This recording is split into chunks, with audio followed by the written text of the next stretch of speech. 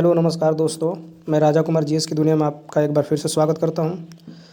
चलिए मैं आपके लिए 50 प्रश्नों का एक महत्वपूर्ण प्रैक्टिस सेट लेकर आया हूं। चलिए हम लोग बिना देरी किए हुए सेट लगाते हैं।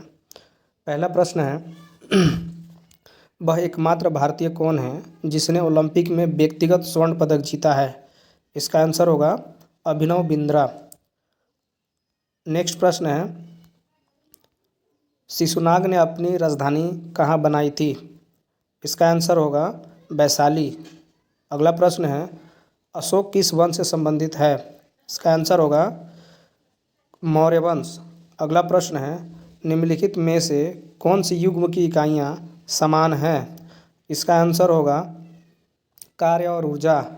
अगला प्रश्न है निम्नलिखित में से किसे मृतकों का टीला के नाम से जाना जाता है? इसका आंसर होगा मोहनजोदड़ो। अगला प्रश्न है मोहनजोदड़ो कहाँ स्थित है? इसका आंसर होगा सिंध। अगला प्रश्न है पुष्प के सबसे भीतरी भाग को कहा जाता है? इसका आंसर होगा स्त्री केसर। अगला प्रश्न है अमरी जो हड़प्पा सभ्यता का एक स्थल है किस प्रांत में स्थित है? इसका आंसर होगा सिंध। अगला प्रश्न है सिंधु घाटी सभ्यता के अवशेष चिन्ह बतलाते हैं कि लोगों का मुख्य धंधा था। इसका आंसर होगा कृषि। अगला प्रश्न है प्रत्येक लोकसभा का सम्मान में कार्यकाल वर्षों का होता है। इसका आंसर होगा 5 वर्ष यानी उत्तर 1। अगला प्रश्न है हड़प्पाकालीन सभ्यता का विशाल कोठार यानी अनाज संग्रह करने का स्थान कहाँ मिला? इसका आंसर होगा मोहनजोदड़ो। अगला प्रश्न है स्ट्रेटिफाइड स्क्वैमस एपिथेलियम किसमें मौजूद है? इसका आंसर होगा त्वचा। अगला क्वेश्चन है हमीदा बानो मीडियम मकानी किस मुगल बादशाह की पत्नी थी? इसका आंसर होगा हुमायूं। अगला प्रश्न है संगीतकार जाकिर हुसैन का संबंध निम्नलिखित में से किस वाद्य यंत्र के साथ है? इसका आंसर होगा तबला।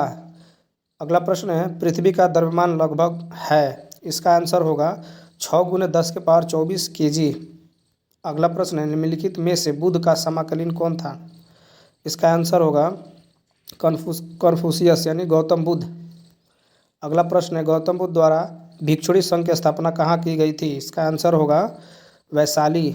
अगला प्रश्न है सांची किसकी कला और मूर्तिकला का निरूपण करता है? इसका आंसर होगा बौद्ध।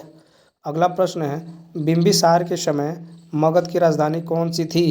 इसका आंसर होगा राजगिरी।